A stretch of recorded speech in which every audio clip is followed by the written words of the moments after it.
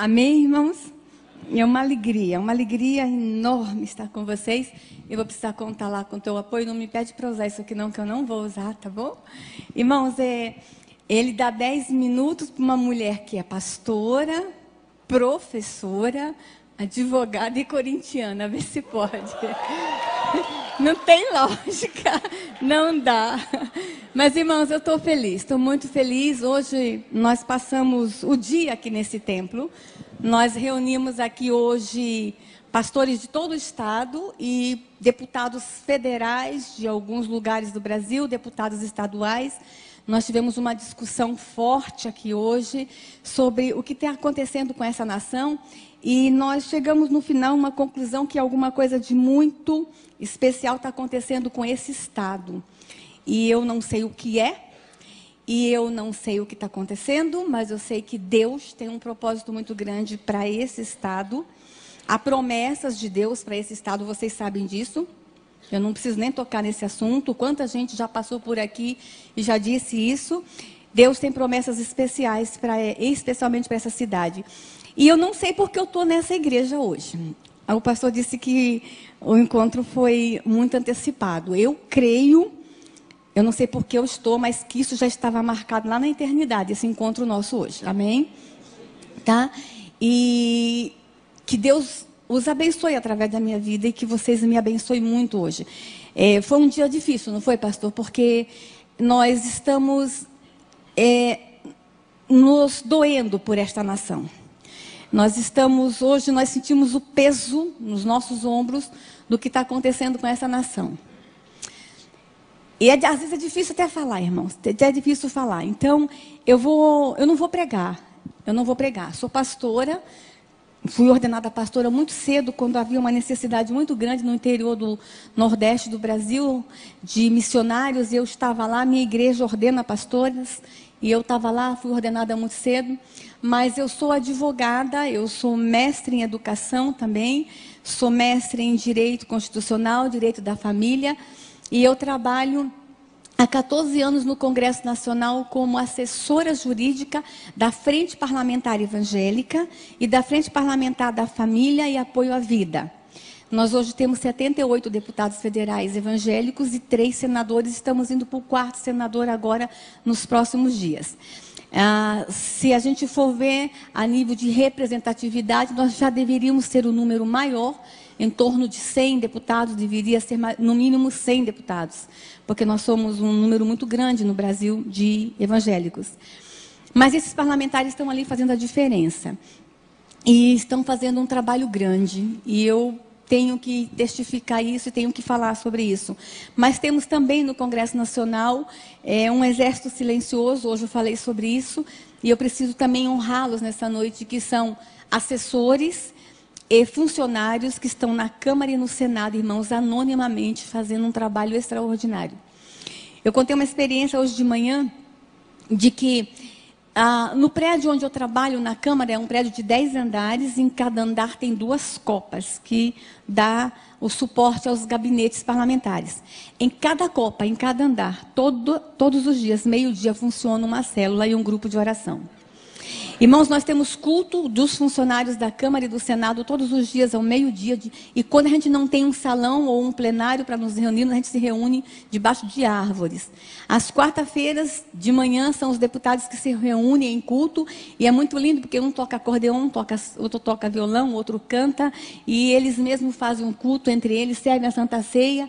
E nós também temos vigília, 1, 2 vezes por mês lá na Câmara. Irmãos, e se não fosse isso, ai dessa nação. Eu contei hoje, vou repetir também, que há alguns anos atrás, uns 2, 3 anos atrás, eu estava passando uma sexta-feira num dos plenários das comissões e encontrei uma irmã chinelinho de fogo, aquelas irmãzinhas do poder, né?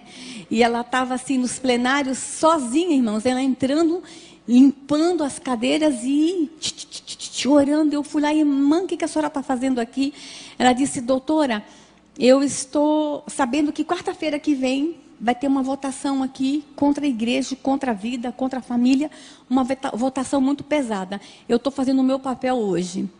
Então, irmãos, nós temos no Congresso Nacional assessores desde lá da Copa, da faxina, dos entregadores, ao mais alto cargo, os consultores legislativos, os doutores, os sábios, na Câmara e no Senado. Nós temos um grupo de pessoas ali sustentando esta nação. E eu não posso sair daqui sem fazer essa homenagem a eles e dizer, e eu sou um soldado desse exército silencioso, e dizer a vocês que estejam orando por nós.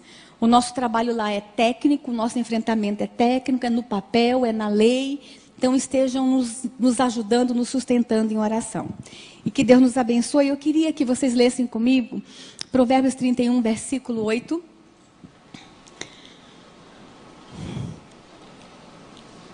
Que diz o seguinte: abre a tua boca. Eu vou esperar vocês abrirem. Provérbios está no Velho Testamento, depois de Salmos.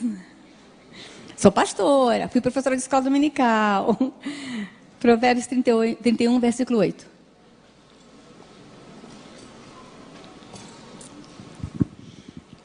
Abre a tua boca a favor do mudo, pelo direito de todos os que se acham em desolação. Há algumas outras versões que dizem: abre a tua boca em favor do necessitado. Abre a tua boca em favor dos que necessitam, dos que precisam. Amém? E esse versículo nos motiva. E motiva a gente fazer o trabalho que nós estamos fazendo em todo o Brasil. E eu queria falar, irmãos, que nós estamos vivendo um momento diferente na igreja evangélica brasileira. Deus está chamando a igreja evangélica brasileira para um novo momento, para um novo instante. E grandes desafios nos esperam. E talvez eu vou estar falando hoje para alguém que talvez está aqui já há alguns anos na igreja e fala assim: ai Deus, eu queria alguma coisa diferente, eu estou cansada de estar sentado às vezes demais no banco, e eu queria um desafio, e eu vim aqui falar para você que realmente a igreja evangélica brasileira passa por grandes desafios. Irmãos, e os desafios é de restaurar esta nação, é de salvar esta nação do que está acontecendo. Mas a senhora está exagerando, pastora? Não estou exagerando, não. Pode passar o próximo slide. A igreja evangélica brasileira, por muito tempo, ela ficou dentro do seu ambiente, no conforto de nossas igrejas, e igrejas lindas como essa. Estou encantada com este templo. E nós não ficamos antenados ao que está acontecendo na sociedade, ao que está acontecendo em volta. E aí eu tenho encontrado, eu estou falando num culto que tem muitos jovens aqui hoje, eu tenho encontrado uma turma e uma galera dizendo o seguinte: pastora, eu vou na igreja, eu recebo tanta unção no domingo, eu caio de unção, e na segunda-feira eu chego na escola, no trabalho, eu não sei o que fazer com tanta unção. Tem sido assim. Nossa igreja está crescendo demais, nós estamos crescendo, amém, nós somos um povo que cresce todo dia, amém, mas o que nós estamos de fato influenciando em mudanças na sociedade? O que de fato a igreja evangélica brasileira tem feito para que a sociedade mude de verdade? É muito bom, irmãos, nós estarmos entre nós e nós sermos luz entre nós. É muito bom ser sal entre nós. Às vezes até enjoa tanto sal, né? Mas é muito bom a gente ser sal entre nós.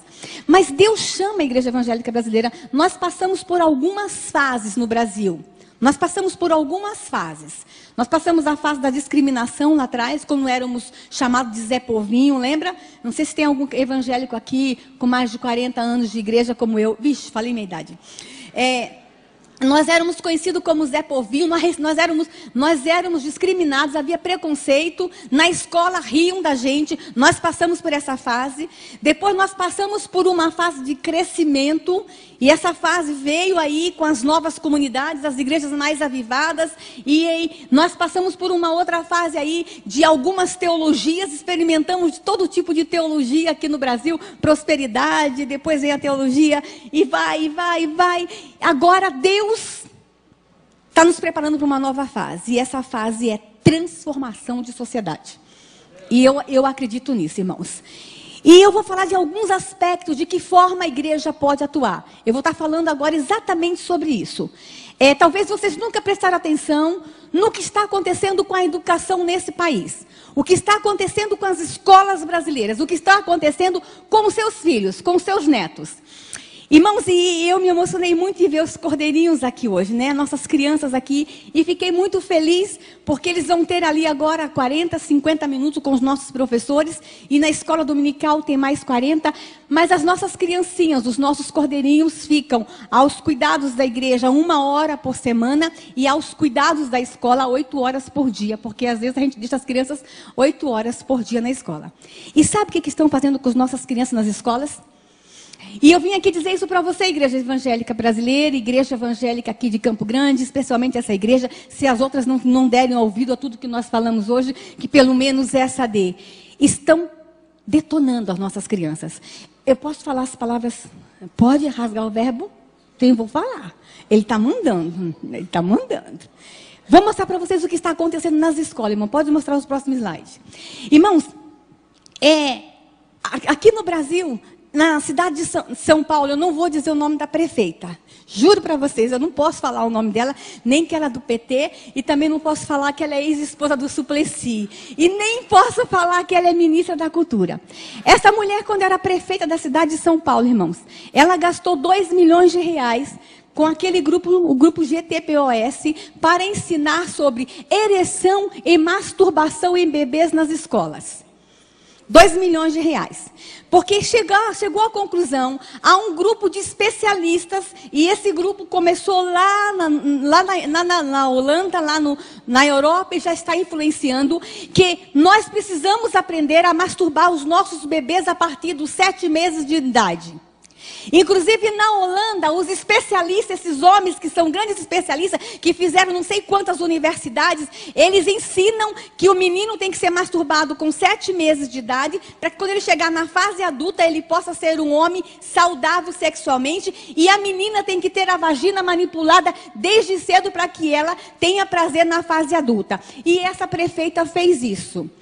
Lá na Holanda, eles estão até distribuindo uma cartilha ensinando os pais como massagear sexualmente as suas crianças. Isso está acontecendo no Brasil. Isso aconteceu em 2004, mas ficou lá na prefeitura de São Paulo, não. Irmãos, eu até hoje falei aqui, eu quero desafiar vocês, pais. Qual foi a última vez que vocês abriram a mochila da escola dos seus filhos? Qual foi a última vez que você leu e você conferiu o livro didático que seu filho está lendo e estudando na escola? A gente não tem tempo. A gente não tem tempo, porque nós estamos muito ocupados. E essa questão, irmãos, da modernidade, da pós-modernidade, nós vamos ter que estar nos revendo algumas coisas. A igreja e os crentes estão deixando a educação dos seus filhos por conta do Estado. E agora é lei, foi promulgada agora há poucos dias, que vai ser obrigatório a criança ir para a escola a partir dos 5, 4 anos de idade. Nós estamos enfiando os nossos filhos na escola cada vez mais cedo. E o que me assusta é que tem muito crente querendo tempo integral. Não quer só a partir dos 4 anos, não. A criança tem que ficar o dia inteiro. Dá trabalho criar filho, então vamos jogar os filhos nas escolas. Igreja evangélica, Deus está nos chamando para a gente fazer uma revisão de valores. Para fazer uma revisão de conceitos.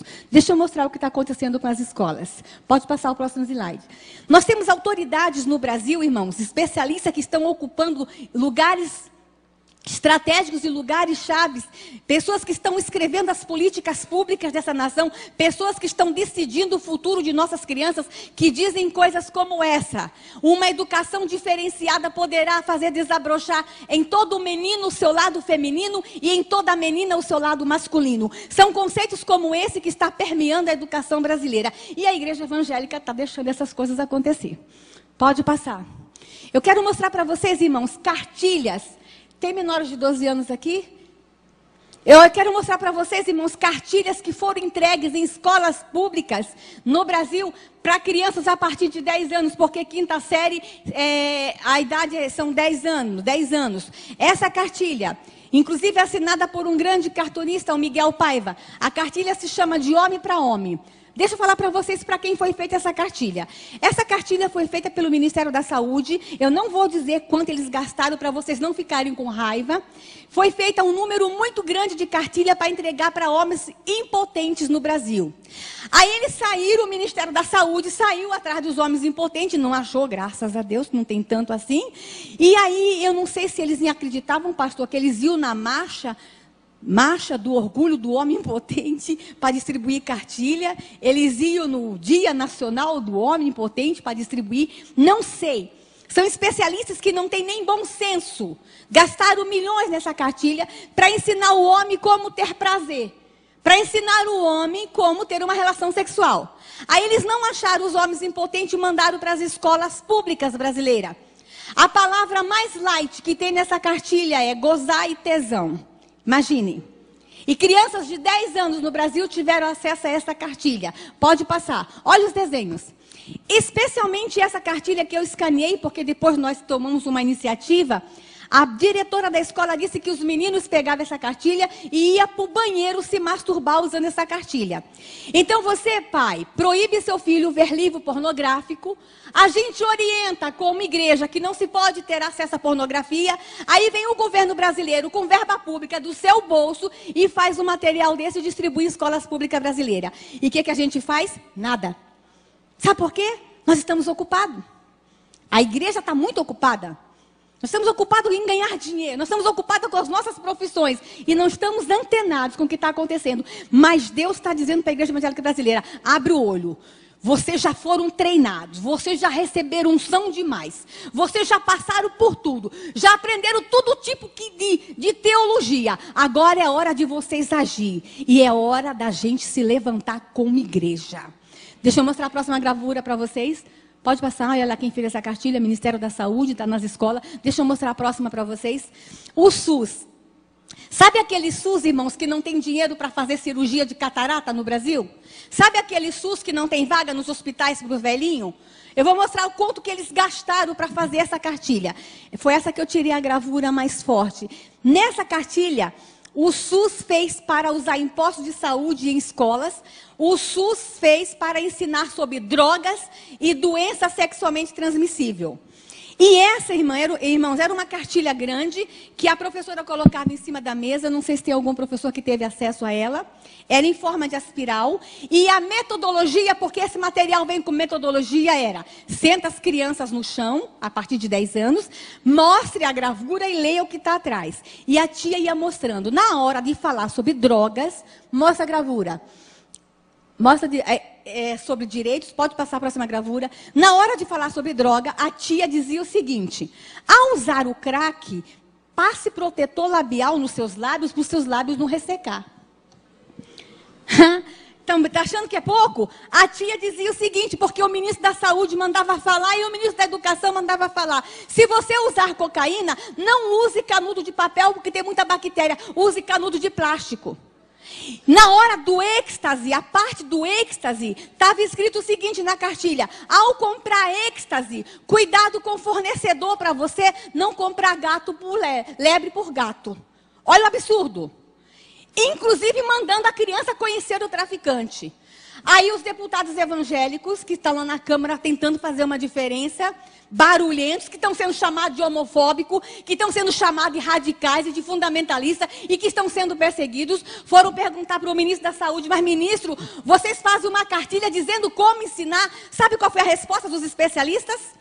Dos que estão mandando na nação, porque nós deixamos, porque a igreja evangélica se acomodou.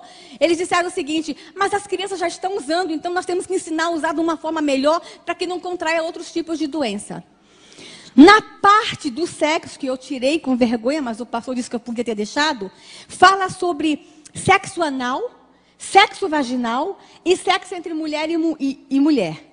A parte do sexo anal, irmãos, eu mostrei aqui hoje, eram 2 homens transando. A figura é ridícula, não era, pastor? 2 homens transando. Irmãos, e eu vou contar a experiência que eu tive como mãe. Eu tenho uma filha de 10 anos, ela está com 14, ela tinha 10 quando teve acesso a essa cartilha. A minha filha é indígena, eu tenho uma filha adotiva indígena. E nós estávamos tentando falar para ela sobre a homossexualidade de uma forma muito madura, porque a cultura dela não tem a homossexualidade. Então a gente estava assim tentando falar que homem ama homem, mulher ama mulher. Aí a tia vai lá e mostra a gravura de 2 homens transando com esse dinheiro, com cartilha pública, com dinheiro público. Irmãos, e na parte da relação sexual de mulher com mulher, a figura mostra bem, o pastor viu hoje, mostra que a tia tem que explicar para a criança de 10 anos que o objeto de prazer da lésbica é a língua e que é bom que a lésbica use camisinha na língua. E a minha filha de 10 anos teve que aprender isso. Pode passar? Quem fez essa cartilha? Aí, irmãos, a próxima cartilha. Essa daqui foi distribuída na prefeitura de Porto Velho, aqui em Rondônia. Nós fomos lá também para tentar retirar essa cartilha de circulação, e nós tentamos. Todas essas que eu estou mostrando, irmãos, os radicais, fundamentalistas, homofóbicos, deputados, foram para cima e estão entrando com processo, inclusive aquela de drogas e de sexo. Nós estamos pedindo que os funcionários do Ministério da Saúde que fizeram sejam processados por associação ao crime organizado, porque droga é crime. E nós estamos pedindo, inclusive, que eles devolvam para os cofres públicos o dinheiro que foi gasto com aquela cartilha, com aquela porcaria. Mostra a próxima. Essa daqui foi distribuída em Rondônia. Mostra a gravura, a primeira página. E olha o nome da cartilha. Menina esperta vive melhor. Olha a cara da menina esperta.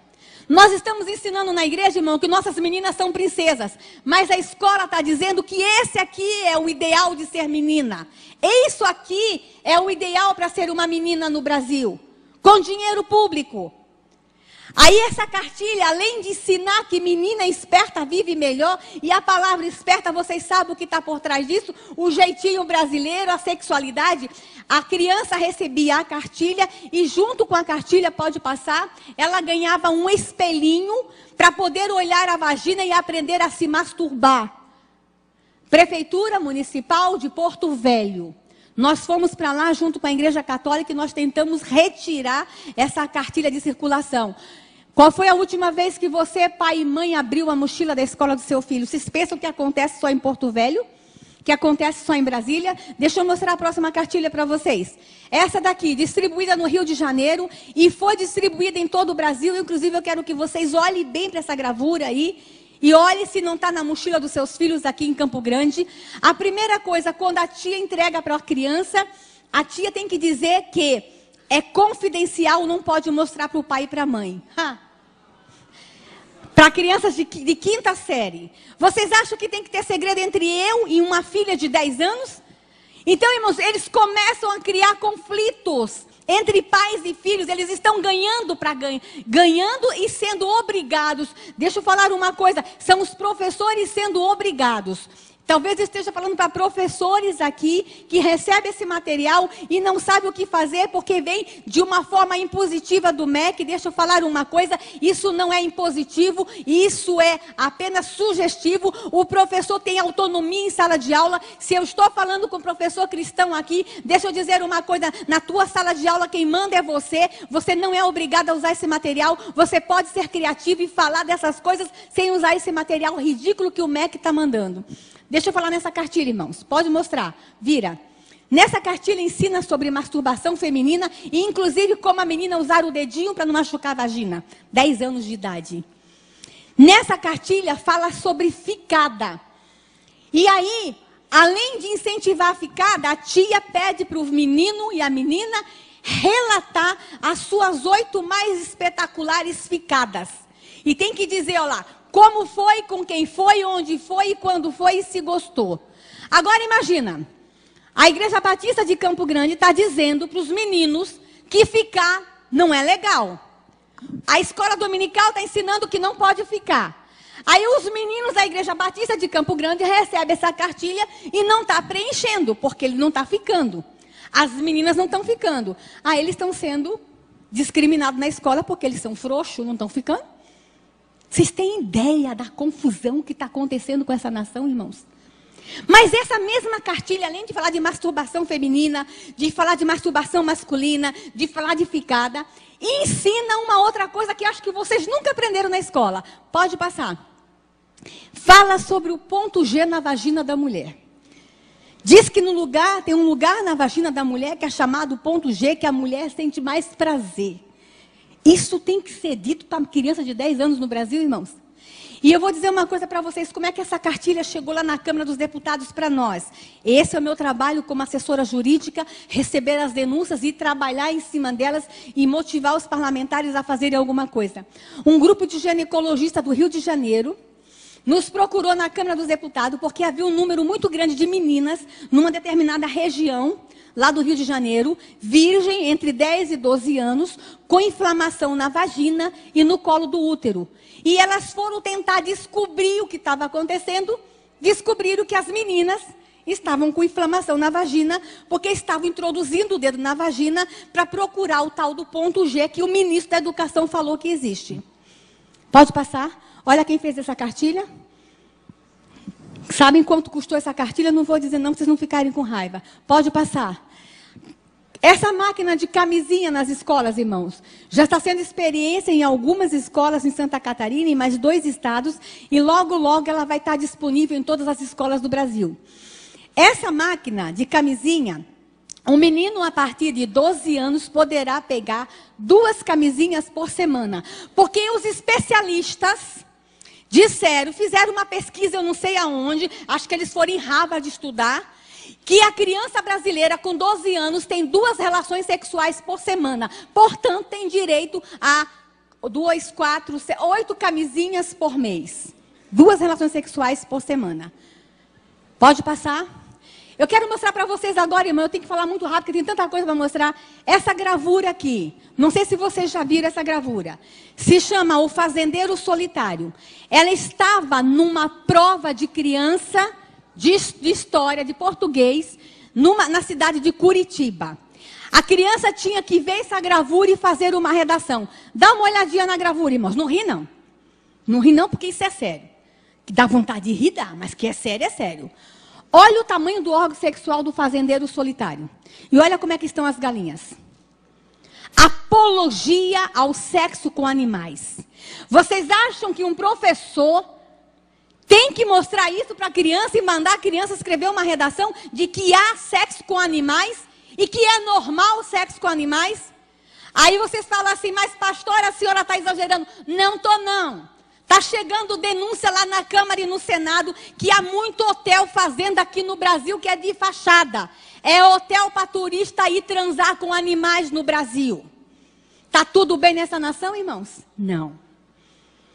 Ou a gente abre os olhos com o que está acontecendo com essa pátria, ou a gente vai estar entregando os pontos. As coisas estão ficando feias. E eu lamento muito que eu tenha que vir aqui mostrar essas imagens, mas talvez esse seja o único mecanismo que eu tenha, é chocar, é falar, é gritar, é dizer, igreja, vamos sair do conforto das nossas 4 paredes e vamos começar a reagir, porque estão detonando as nossas crianças. Estão detonando com esta nação. Deixa eu mostrar a próxima gravura, pode mostrar?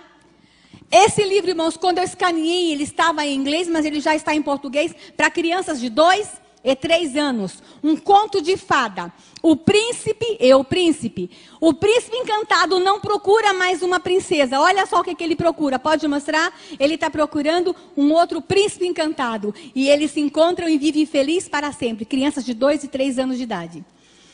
Mostra a próxima gravura. Livros, leitura obrigatória na 5ª e 6ª série. Menino ama menino. Leiam esse livro, irmãos. Posso mostrar a próxima gravura aí? Esse livro, Menino Brinca de Boneca. Essa é a orientação do MEC, essa leitura obrigatória. Deixa eu falar uma coisa, irmãos.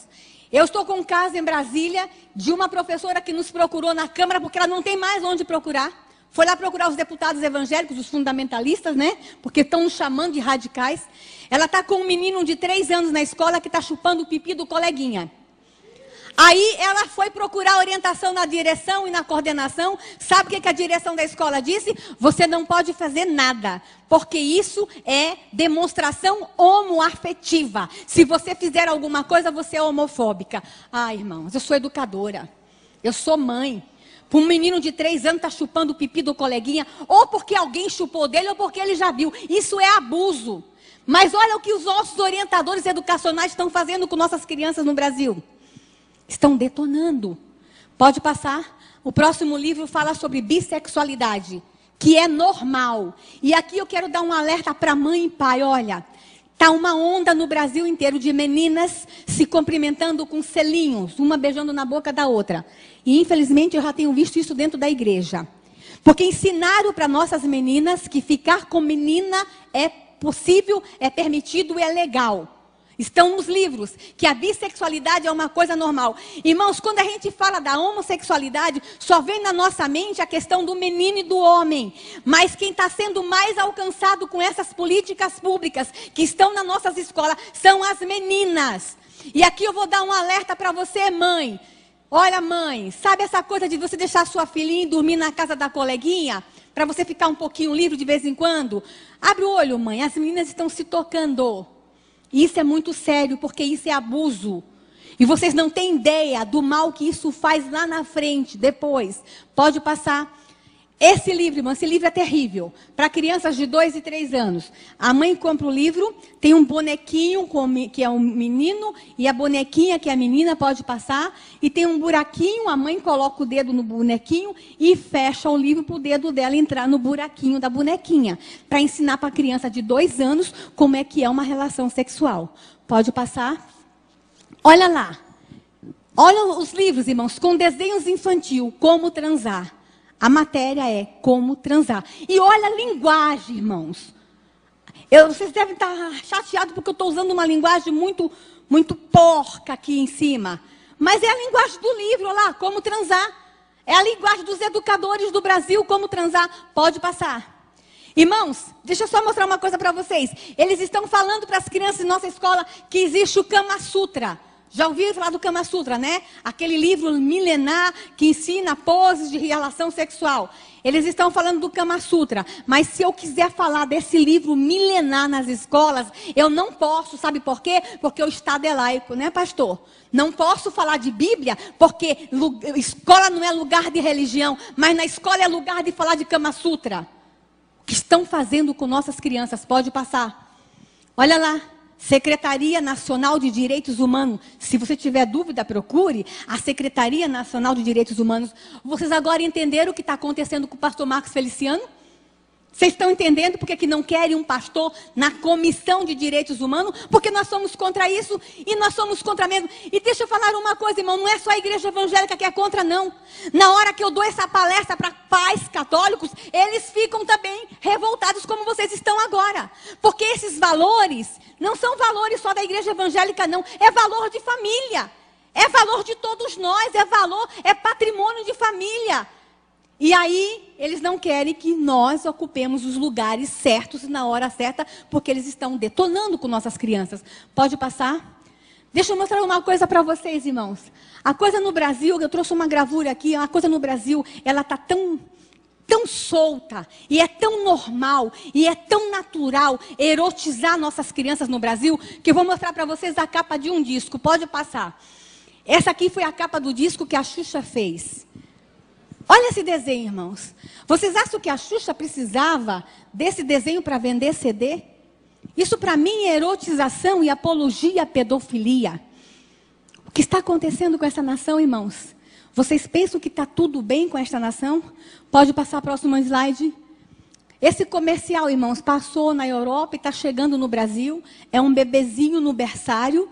E na hora que o bebezinho nasce, quando recebe a pulseirinha, ao invés de receber a pulseirinha com o nome, já recebe o símbolo de homossexual, porque eles querem dizer que as crianças já nascem homossexual. E aqui vou dizer uma coisa para vocês, igreja, ó, não há uma prova científica que existe o gene gay. Não há uma prova científica que o gay nasça gay. Se tivesse, eles já tinham jogado isso na nossa cara. Não existe. A homossexualidade, ela é aprendida a partir do nascimento. Lá na infância, lá no berço. Tá? A forma como se lida com a criança. Mas ninguém nasce gay. Pode passar, deixa eu mostrar para vocês. Irmãos, com relação ao aborto. Eu falei sobre a erotização de criança. Mas o que está acontecendo nessa nação com relação ao aborto? Pode passar o próximo slide rapidinho. Deixa eu mostrar para vocês. Todos vocês sabem que os números, 50 milhões de crianças no mundo são abortados. Fala que no Brasil, 1 milhão de crianças são abortadas por ano no Brasil. E aí eles querem aprovar o aborto no Brasil. E sabe por que os ministros da saúde, dos 3 últimos, disseram que querem aprovar o aborto no Brasil? Porque eles dizem, irmãos, que no Brasil milhões de mulheres morrem por causa do aborto. Cadê os milhões de túmulos? Quantas mulheres vocês enterraram porque morreram por causa do aborto? Quantas mulheres os pastores aqui já enterraram, fizeram o culto fúnebre, ou foram lá dar uma bênção porque morreu por causa do aborto? Mentira! Não existe milhões de mulheres morrendo por causa do aborto no Brasil. Eles manipulam dados, eles manipulam estatística, eles manipulam informações para impor na sociedade brasileira uma cultura de morte. E a gente tem que começar a ficar atento, irmãos. As feministas começaram a dizer aí que nós temos que aprovar o aborto porque é uma questão de saúde pública. É mentira. Não existe tanta morte de mulher no Brasil por causa do aborto, não. Eles estão manipulando informações porque eles querem aprovar o aborto no Brasil. Pode passar. O ministro José Temporão, em 2008, quando ele assumiu o ministério, um médico sanitarista, quando esse homem assumiu o ministério, irmãos, eu fiquei feliz porque ele disse, opa, agora vem um sanitarista que entende de saúde pública, ele vai acabar com a malária e a febre amarela, vai resolver o problema da dengue no Brasil. Ele chamou a imprensa. A primeira entrevista que ele deu para a imprensa, que na gestão dele como ministro, ele iria aprovar o aborto, porque aborto é caso de saúde pública. Irmãos, ele confundiu feto com mosquito. Saúde pública é malária, saúde pública é dengue, saúde pública é febre amarela, mas ele disse que não, que a prioridade na gestão dele era o aborto, a aprovação do aborto. E deixa eu dizer uma coisa, irmãos, naquele ano, nós tivemos o maior número de ocorrência de dengue no Rio de Janeiro, maior número de malária na Amazônia, e a febre amarela que estava erradicada no Centro-Oeste voltou. Deixa eu dizer uma coisa, irmãos, é um sinal do céu. Não afronte o poderoso. Eu quero falar como pastor agora. Não afronte o todo-poderoso. Matar bebês no ventre da mãe, matar bebês em plena fase de desenvolvimento, é covardia, é assassinato, além de ser pecado. Pode passar? Veja só, irmãos. O ministro José Temporão disse que queria aprovar o aborto porque é caso de saúde pública. E a nossa atual ministra da Secretaria de Saúde, da Secretaria Nacional de Política para as Mulheres, diz que já fez aborto, diz que foi treinada para fazer aborto, ela foi fazer um curso. A nossa ministra foi fazer um curso de como fazer aborto. E diz ainda que quer aprovar o aborto no Brasil. É isso que está rolando na política brasileira. É isso que está rolando no governo brasileiro. Pode passar. Irmãos, e hoje, o que está acontecendo hoje? Está acontecendo que nós temos uma reforma do Código Penal que está lá dizendo que quer a aprovação do aborto urgente. Porque eles dizem, irmãos, que aprovar o aborto no Brasil vai acabar com a criminalidade. Você sabia que tem um governador do Rio de Janeiro disse que tem que aprovar o aborto porque aí ia parar de nascer bandido nas favelas, como se filho de pobre nascesse bandido? Olha os argumentos mais absurdos que se usam para aprovar o aborto no Brasil. Pode passar? A vida nesse ser aí, irmãos. A Bíblia me fala que eu era uma substância ainda informe e o Senhor já havia me chamado. Pode passar? A vida está nas nossas mãos, está na mão da Igreja Evangélica Brasileira. Pode passar a próxima imagem. Eu sei que essa imagem choca, mas eu vou deixar ela aí e vou contar uma coisa para vocês. Quando eu cheguei na Câmara dos Deputados, em 97, já fazia assessoria jurídica para deputados lá da minha cidade. Mas quando eu cheguei lá, tinha um projeto de lei, o projeto de lei 1135/91. Esse projeto era de 1991 e eles queriam aprovar o aborto no Brasil, desde 91. Irmãos, são anos que eu lutei contra aquele projeto. No ano de 2006, o projeto foi para votação e nós ganhamos só por um voto. Aí ele ia ser votado de novo em 2008. O que nós fizemos em 2007? Nós saímos pelo Brasil. Foi um ano que, em um ano, eu fiquei 38 finais de semana fora de casa, indo de igreja em igreja no Brasil, eu e os deputados evangélicos, pedindo para a igreja evangélica orar, se levantar contra o aborto. Porque a gente, no passado, irmãos, a igreja evangélica nem falava de aborto. A gente sabia que era pecado, mas nenhum pastor nunca teve coragem de mostrar uma imagem dessa. Isso é coisa nova. O senhor é corajoso, o pastor, deixar eu mostrar uma imagem dessa dentro da igreja. Irmãos, em 2007, a igreja evangélica começou a clamar. Em 2008, o projeto foi colocado em pauta. E eu preciso contar para vocês um milagre. No dia da votação, irmãos, tinha 37 deputados no plenário. E ele ia ser votado numa comissão. E o ministro Temporão, que entrou em 2007, final de 2007, para começo de 2008, queria aprovar. Os ministros queriam aprovar. O próprio governo Lula queria aprovar o aborto. E aí, o que acontece? Ia ser votado. Nós fomos contar o voto. Quais os deputados eram contra o aborto? Nós só tínhamos 12, dos 37, nós só tínhamos 12 deputados contra o aborto. O resto tudo era a favor. A votação começou 15 para as 9, 8 e meia, 15 para as 9. Mas eu preciso contar uma coisa antes. A igreja evangélica estava orando, amém? Mas na noite antes da votação, a votação foi no dia 14 de maio de 2008, está em ata, vocês podem buscar lá na ata da Câmara, está em notas taquigráficas. Na noite anterior, os deputados evangélicos resolveram fazer uma vigília. E a gente ora no 10º andar da Câmara, que tem um espaço muito grande, e nós fomos fazer uma vigília. Lá por volta de 3 horas da manhã, 2h30, a vigília foi começando a ficar fraca, os deputados cansados, eu estava muito cansada, porque eu tinha que escrever ainda pelo menos mais 4 pareceres sobre o aborto, todo mundo esgotado. Daqui a pouco, irmãos, para na porta da Câmara dos Deputados um ônibus, cheio de irmãzinhas chinelinho do fogo, aquelas irmãzinhas lá de Sobradinho, lá de longe, que souberam da luta e que estavam orando. E essas irmãs pediram licença por segurança da Câmara e disseram que pudessem mandar orar. E elas entraram, irmãos, pisando firme na Câmara e dizendo o seguinte: a Bíblia me diz que aonde o meu pé pisar, este lugar me será dado por herança. Elas foram marchando. O milagre não acabou, não.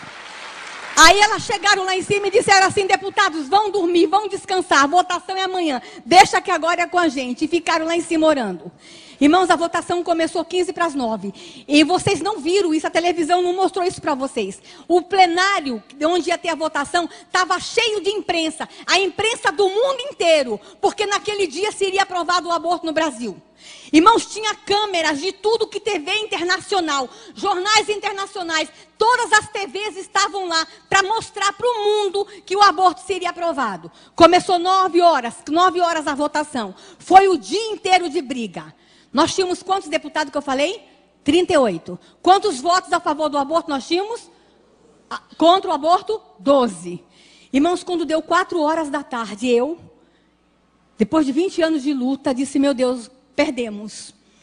Eu fui para um lugar no cantinho lá, irmãos, e eu chorei porque era a minha vida, estava ali. Eu larguei tudo. Eu tinha uma carreira jurídica brilhante, eu ganhava dinheiro, eu tinha uma carreira jurídica brilhante, e fui para o Congresso Nacional para fazer um enfrentamento contra o aborto. E ali eu vi toda uma vida minha rasgada, todo um trabalho jogado fora, porque nós só tínhamos 12 votos, eles eram maioria. Às 18h30, foi aberto a urna para votar. Quantos eram deputados? 37. Os 4 do PT saíram do plenário.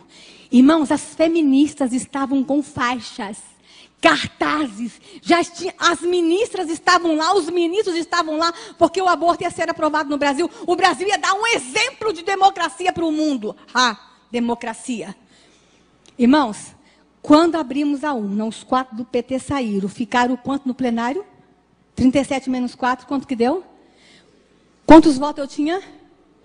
Mas tinha um grupo de mulheres lá em cima orando. Quando a gente abriu a urna, nós ganhamos de 33-0. Irmãos, a partir daquele dia, Deus renovou as nossas forças na Câmara dos Deputados. Irmãos, vocês não têm ideia o que foi os deputados evangélicos pulando, os deputados católicos contra o aborto. Eles se abraçavam, eles oravam o Pai Nosso, eles gritavam, eles choravam. A televisão mostrou isso para vocês? A Rede Globo mostrou isso para vocês?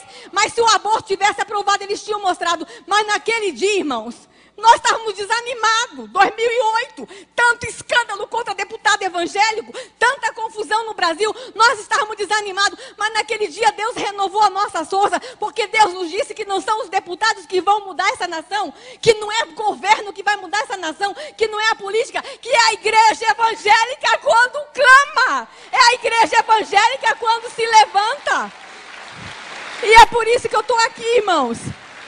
Porque esses especialistas em educação podem querer se levantar contra nossas crianças, mas nós vamos nos levantar e vamos dizer: nas nossas crianças vocês não tocam. Pode passar. A Igreja em Defesa da Família pode passar. Irmãos, nós estamos ter cuidado com o que estão fazendo com a igreja. Eu falei das crianças, falei do aborto, agora eu quero falar o que estão fazendo com a nossa fé. E que talvez vocês não estejam nem percebendo o que estão fazendo com a nossa fé. Estão zombando dos cristãos no Brasil. Pode passar. Em Natal, irmãos, um rapaz, um artista plástico, ele ganhou dinheiro público para fazer uma obra de arte. E a obra de arte dele foi fazer uma caixa de vidro. Ele ficou dentro da caixa de vidro, gastou muito dinheiro público com isso. Tirou a roupa, ficou pelado na frente do público, ficou de costa, ficou de quatro e tirou de dentro do ânus um terço da Igreja Católica. Aí vocês falam assim, o que eu tenho a ver com isso? O terço da Igreja Católica? Quem foi católico aqui sabe que no final de todo o terço tem uma cruz. Ele tirou de dentro do ânus, foi a cruz. Irmãos, quando eu soube disso, eu fiquei tão revoltada. É como se aquele artista plástico com dinheiro público dissesse: olha o que eu faço com o símbolo da tua fé. Olha o que eu faço com o símbolo da tua redenção. Olha o que eu faço com o teu Jesus. Olha onde eu enfio a tua cruz. Não, irmãos. Será que ele faria isso lá num país muçulmano com o Alcorão? Não faria. Mas nós estamos deixando zombarem da nossa fé. Irmãos, não com a minha cruz, não com o meu Jesus, não zombem deste povo, não zombem da nossa fé. E a igreja evangélica vai ter que dizer isso: nos respeite. Nós não somos um Zé Povinho, nós não somos um povo qualquer, nós somos uma geração eleita, nós somos o povo de Deus. É isso que nós temos que fazer. Pode passar. Artistas da Rede Globo fizeram uma peça, irmãos. Essa peça, um vestido de padre e outro de seminarista. O cara que estava vestido de padre lia Cantares de Salomão. E o que estava vestido de seminarista em público se masturbava enquanto ele lia a palavra de Deus. Não com a minha Bíblia. Não zombem, não blasfemem, não escarneiem a minha Bíblia. Pode passar. A pornografia, pode passar. Irmãos, nós descobrimos que querem aprovar a legalização do aborto no Brasil. Desculpa, a legalização da prostituição no Brasil. Ainda não é profissão, mas eles querem que seja profissão. O deputado Jean William quer que seja profissão. Lá no Código Penal, no que está no Senado, querem que seja profissão. O Fernando Gabeira tentou. Aquele lá do Meu Paz e Amor, sabe? Tentou, mas não conseguiu em 2013. Agora voltaram com essa história. Mas no Brasil não é profissão, mas é ocupação. Aí nós fomos para o site do Ministério do Trabalho, irmãos. Olha o que a gente encontrou lá, pode passar. Com dinheiro público. Eles colocaram no site do Ministério do Trabalho que no Brasil tem garotos e garotas de programa que são os profissionais de sexo. Só que eles usaram a seguinte linguagem: garoto de programa, meretriz, messalina, michê, mulher da vida, puta, rapariga e quenga. Um site oficial. Um site do Ministério do Trabalho usa esse tipo de linguagem. Só que esse site não só falava que existia as putas e as quengas e as raparigas, mas ensinava também, pode me passar lá, as competências pessoais para ser uma prostituta. Se a menina quisesse aprender a ser prostituta, era só ir lá no site. Porque a primeira coisa que ela tinha que aprender, ter capacidade gestual, capacidade de persuasão. Está aqui, ó, as competências para ser uma prostituta no Brasil. Mas esse site ensinava mais, pode passar. Ensinava como batalhar um programa. Olha o nome. Batalhar programa. Ensinava como que a prostituta tem que fazer para batalhar um programa. Dinheiro público. Site oficial. Está tudo bem com essa nação, irmãos? Não. Pode passar. A violência nas escolas é outra coisa que nos preocupa muito. Pode passar. Nós estamos muito preocupados com o que está acontecendo, irmãos, com a violência nas escolas. Aqui eu trago a foto de uma professora que foi barbaramente agredida por seus alunos. Aí eu pergunto assim, mas por que está acontecendo tanta violência nas escolas? Eles estão querendo o quê?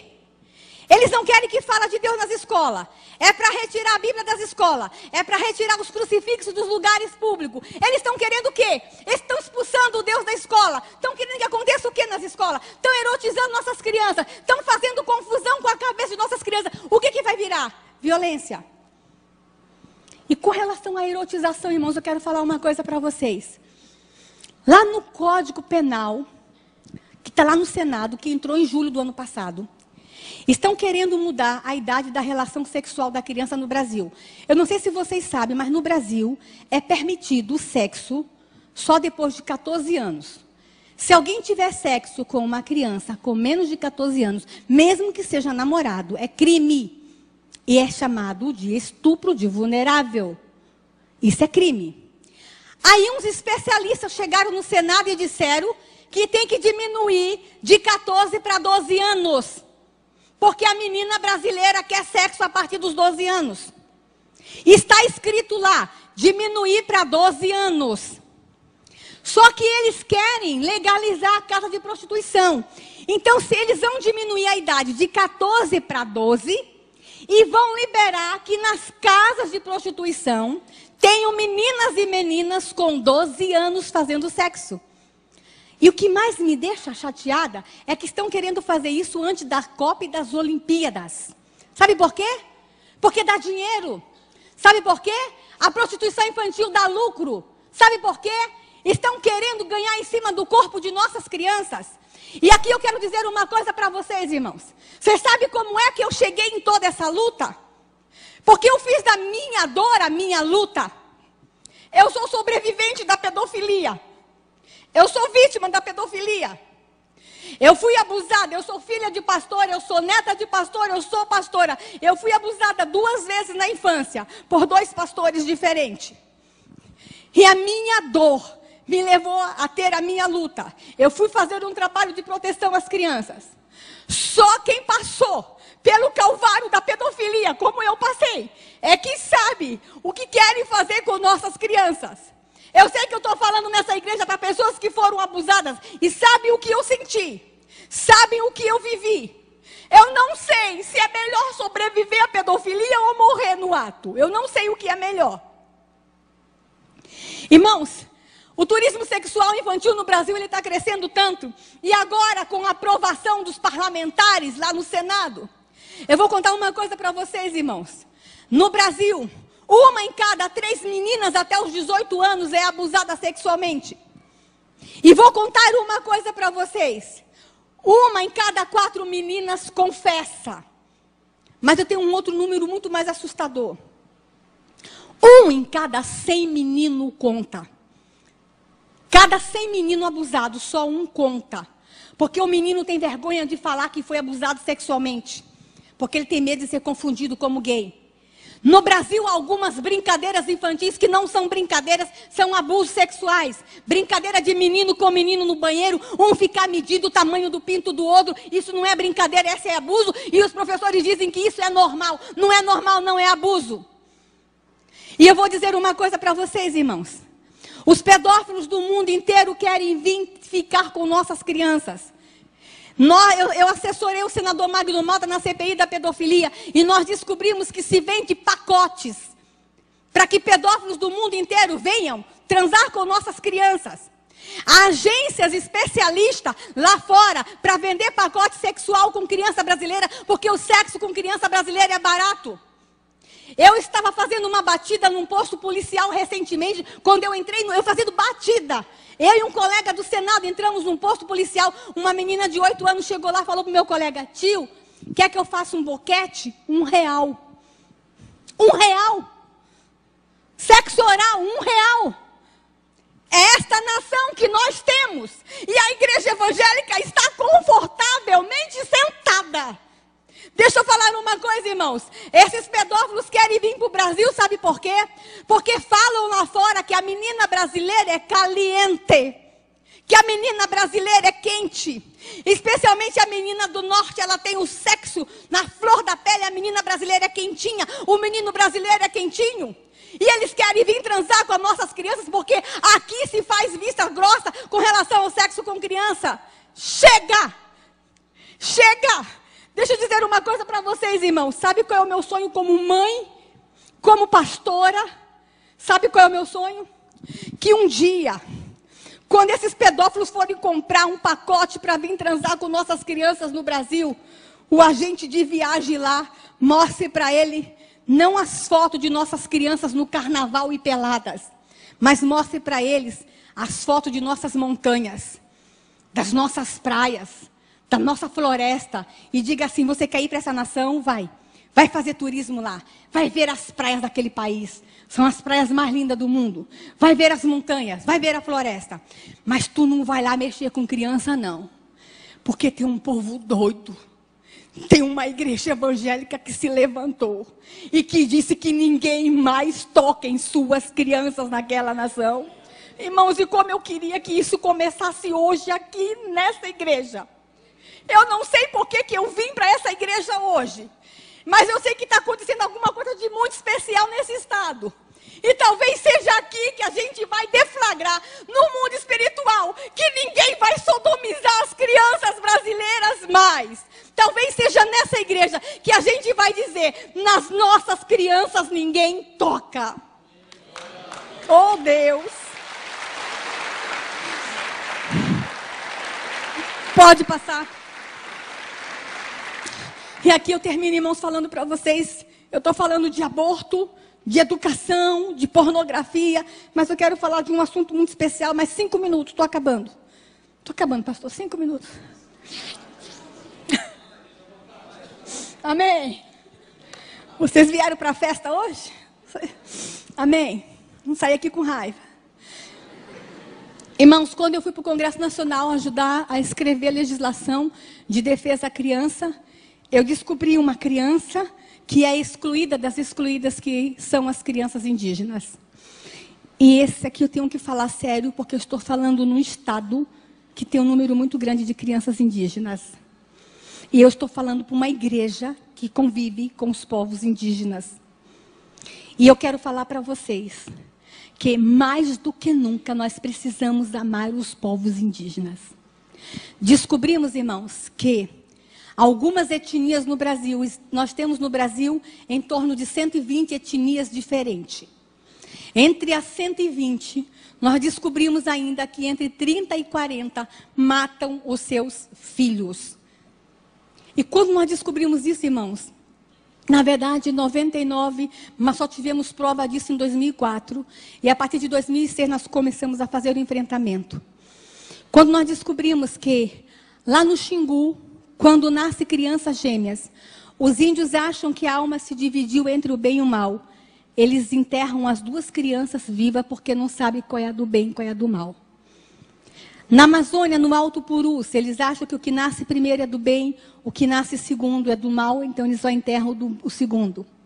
Nós descobrimos que algumas etnias no Brasil, a mãe solteira não pode criar o seu filho, então quando ela tem o parto, às vezes ela tem 12, 13 anos, ela tem que voltar para a aldeia sem o bebê, ela tem que matar o bebê, enterrar o bebê ou jogar na mata para que morra sozinho. Nós descobrimos que em algumas aldeias da Amazônia, o primeiro filho tem que ser homem. Se vier menina, a menina tem que ser sacrificada. Irmãos, não é na Europa, não. Não é na África, não. É aqui.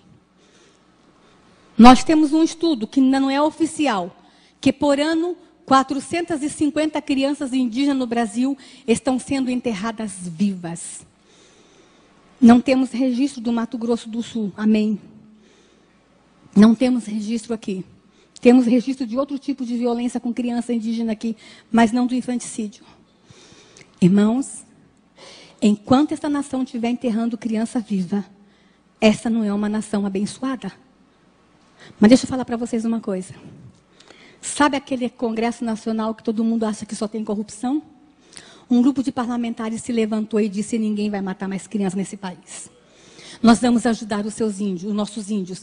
Irmãos, e o índio não mata, não é porque ele odeia, não. Pelo contrário. Eu não estou justificando o infanticídio.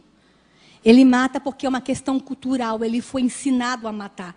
Imagine um índio com uma criança na cadeira de roda. Como é que ele vai ter cadeira de roda na aldeia? E como é que ele vai viver com essa criança? Então, eles preferem matar a criança quando nasce do que ela sofrer ao longo da vida. Mas, irmãos, a igreja evangélica brasileira pode dizer para eles o seguinte: vocês não conseguem criar essa criança paralítica? A gente cria, dá para nós. A gente cuida. A gente quer ficar com ela. Então nós estamos conversando com o governo brasileiro para que o governo brasileiro cuide dessas crianças. É a obrigação, a nossa Constituição no artigo 5º fala que a vida é o bem maior a ser tutelado. Então se nós temos um Estado que tutela a vida, nenhuma criança indígena deve morrer porque nasce com alguma deformidade. E aí, irmãos, 450 crianças estão morrendo por ano neste país. E sabe como é que elas morrem? Sufocadas com folhas, enterradas vivas e algumas jogadas na mata para morrer. Mas a maior tristeza que nós descobrimos nessa luta foi que tem pais que estão se suicidando para não matar os seus filhos. Eles não querem matar os seus filhos. A partir de 2007, alguns índios começaram a ir na Câmara dos Deputados e bater na porta. Que soube que os deputados evangélicos estavam querendo ajudar e as mães estão fugindo para Brasília para pedir socorro. Temos uma chácara hoje em Brasília com 37 crianças que nós salvamos. E eu quero terminar a minha palestra mostrando para vocês esse rostinho. Pode passar. Ali eu tenho a menina Tititu Suruahá. Essa menina seria morta porque ela nasceu com pseudo-hemafroditismo. Ela tinha um pequeno penizinho desse tamanho. A maldição dela, ela tinha que ser morta porque ela é amaldiçoada. A maldição dela era desse tamanho, irmãos. Conseguimos tirar a Tititu da aldeia, da etnia Suruahá. Fizemos uma cirurgia. E quando ela voltou para a aldeia, que o cacique abriu a fralda, que não viu que ela tinha maldição, ela foi aceita de volta. Só que nós perdemos Tititu há 3 anos atrás, porque a FUNAI esqueceu a FUNASA na época, esqueceu de mandar um remédio para ela que custava R$ 9,80. Mas eu trago essa imagem porque era uma das meninas mais lindas que eu conheci. Pode passar. Eu quero mostrar para vocês essa foto dessa menina Yanomami. Essa menina, ela foi estuprada 38 vezes. Ela era surda e não podia viver. E um missionário da Jocum adotou essa menina. E aí, irmãos, é o dia do aniversário de 12 anos dessa menina. Ela não fala. Mas ela se comunica com gesto. E no dia do aniversário dela, ela pediu que o aniversário dela fosse de princesa. Ela queria se vestir de princesa. E a gente vestiu a Bianca de princesa. E eu guardo essa foto com muito carinho, irmãos, porque Bianca tem o direito de ser princesa, sim. Não é porque ela nasceu na mata, que tem uma cor da pele diferente, e porque ela é muda, que ela não vai ser princesa, ela vai ser princesa sim. Porque a igreja evangélica vai garantir a ela o direito de ser princesa. Pode passar. Aqui eu tenho Harani Suruahá. Eu, quando dou palestra sobre infanticídio, eu falo sobre esse assunto no mundo todo, em universidades, mas essa foto eu não mostro, porque eu só mostro na igreja. Harani era filha de mãe solteira e a mãe tinha que matar ela. E a mãe dela jogou de trás de uma moita e voltou para a aldeia. E uma índia que já tinha ouvido falar do Evangelho Redentor do Senhor Jesus Cristo, soube que a criança estava jogada lá na mata, foi lá na base da Jocum avisar para os missionários da Jocum, pastor, do lugar da aldeia até a base da Jocum, a Índia caminhou 20 horas. Correndo. Irmãos, quando a gente ama, não tem nada que nos segure.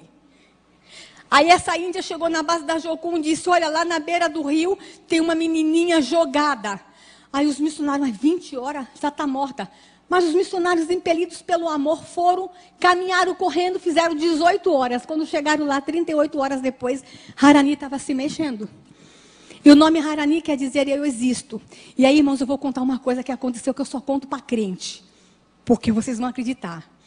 A missionária Lucília, quando pegou Harani, os insetos já estavam comendo a orelha dela. Ela estava cheia de sangue. A missionária, eu queria muito que Harani viesse aqui. Pastor, traz Harani aqui na igreja. Quando a missionária Lucília pegou Harani, foi para o rio, deu banho, enrolou um pano. E a missionária Lucília começou a chorar e abraçou, colocou no colo. O último filho de Lucília tinha 5 para 6 anos. Na hora que Lucília colocou no colo, instantaneamente nasceu leite no peito de Lucília. E foi esse leite que salvou Harani. Irmãos, vocês vão dizer assim... Talvez tenha alguns médicos aqui que vai dizer, mas isso é normal, pastora. Isso é normal, mãe que adota, às vezes nasce leite no peito. Deixa eu falar aqui, a ciência pode até explicar que nasce leite no peito de mãe que adota. Mas instantâneo, leite instantâneo, só quem faz é Jeová, aleluia. Harani está viva, pode passar. Amalé, só vou mostrar mais 2 fotos, Amalé. Amalé é do Xingu, irmãos. Ele tinha que ser morto porque é filho de mãe solteira. Irmãos, a mãe de Amalé tinha 16 anos quando teve ele. Foi um parto difícil, ela perdeu muito sangue. E ela cortou o cordão umbilical dele com uma pedra, ele perdeu muito sangue também. Como ela estava muito fraca, ela fez uma cova rasa. A história dele está na revista Isto É. Aí ela jogou Amalé na terra e cobriu Amalé com terra. Ele ficou sufocado, mas não morreu. mas ficou no túmulo. 2 horas depois, uma índia que já ouviu falar do Evangelho Redentor, esse Evangelho que salva, que cura, esse Evangelho que liberta, foi lá e pediu para o cacique para desenterrar a Malé. E o cacique permitiu. Ela foi no buraco, abriu o túmulo do Amalé e tirou a Malé do buraco. A Malé estava sangrando pela boca e pelo nariz, ele estava em processo de morte. Ele perdeu muito sangue. E a Malé está vivo, está com 8 anos, é o menino mais lindo do mundo. Mas ele é lindo. Eu queria tanto que vocês trouxessem a Malé aqui, mora com a gente lá em Brasília. E deixa eu falar uma coisa, e é corintiano, irmão, é corintiano. Deixa eu falar uma coisa para vocês.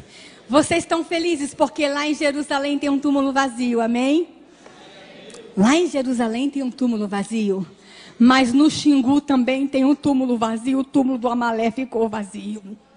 Túmulos estão ficando vazios em aldeias indígenas porque a igreja evangélica está se levantando.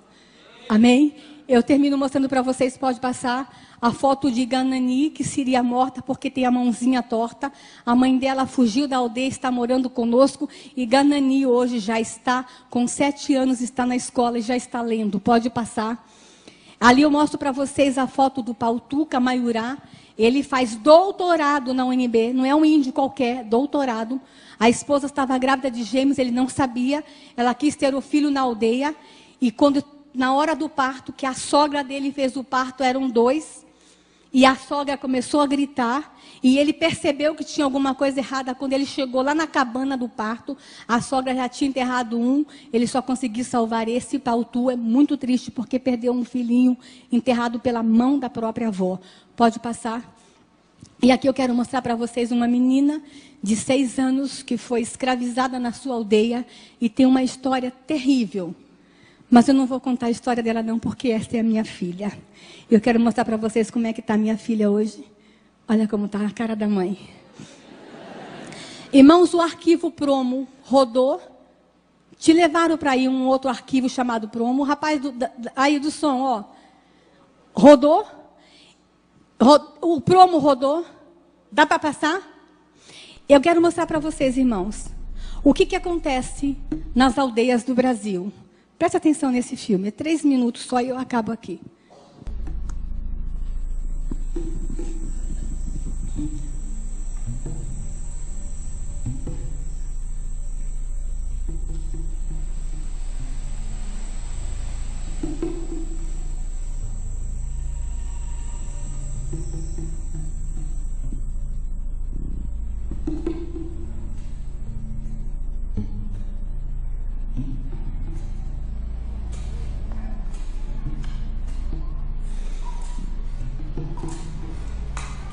Duas crianças estavam condenadas à morte e o irmão mais velho teve que matar os 2 irmãos mais jovens.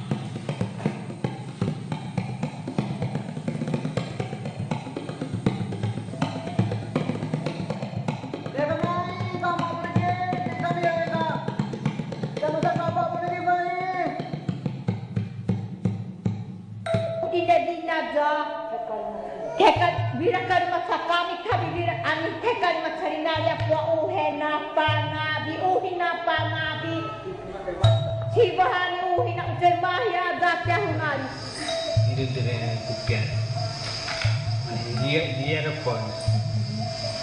Dia yang nak potong. Itu kuat. Dia matera po. Siapa? Jadi mau beda beda. Jadi bawa itu kau. Bawa itu me. Cina itu.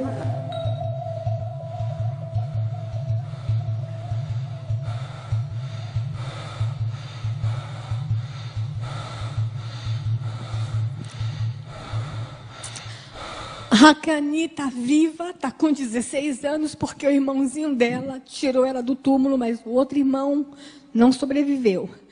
Essa história é uma encenação da vida de Hakani. Hakani mora hoje com os pais que são missionários. Muitos sobreviveram, mas outros não estão sobrevivendo. E a igreja evangélica precisa fazer alguma coisa. A igreja evangélica brasileira tem que se levantar em defesa das crianças indígenas nessa nação.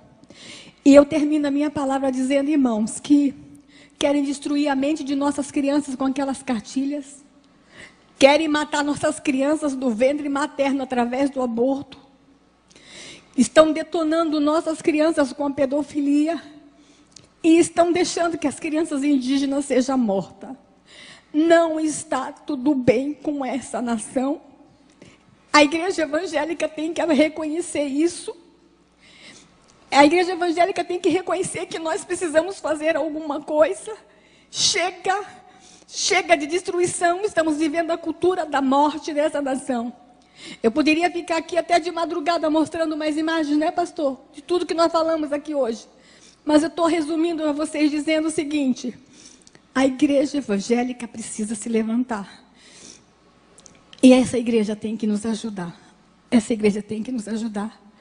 Eu fiquei sabendo ali há pouco instante, pastor, pela sua esposa, a sua história, a sua experiência, de que tu quase foi abortado. Você sabe como é que se cala um missionário, irmãos? É abortando ele. A aprovação do aborto no Brasil, no campo espiritual, tem uma explicação. Porque tem uma promessa que nós seríamos celeiro de missionários para o mundo todo. Então, a única forma de Satanás calar esses missionários é abortando. Porque quando nasce, vira pastor. Irmãos, que o Senhor Deus abra os olhos dessa igreja. Depois de algumas coisas que eu mostrei, eu tinha muito mais. Que o Senhor Deus abra os olhos dos jovens dessa igreja. A galera quer ajudar. Vocês têm tanto como fazer para me ajudar. Vocês têm redes sociais, vocês têm celulares, vocês têm internet, vocês têm Facebook. Entra no Facebook. Quer ajudar a não aprovar o aborto? Tem um telefone 0800 619 619. Ligue na Câmara, fale que vocês não querem um aborto. Quer ajudar? Ligue na Câmara, fale que vocês não querem que criança indígena seja morta. Essa lei que ajuda os índios a não matar as crianças está desde 2007 na gaveta e não é aprovada. Porque diz que a gente não pode se meter, porque é cultura. E porque é cultura, o índio tem direito de matar. Mas a gente, como evangélico, acredita que não. A cultura não pode estar acima da vida. Que Deus abençoe vocês, irmãos. Que vocês voltem para casa e tentem dormir. Se não conseguirem dormir, orem. Para que Deus levante a igreja evangélica brasileira. Amém? Que Deus abençoe.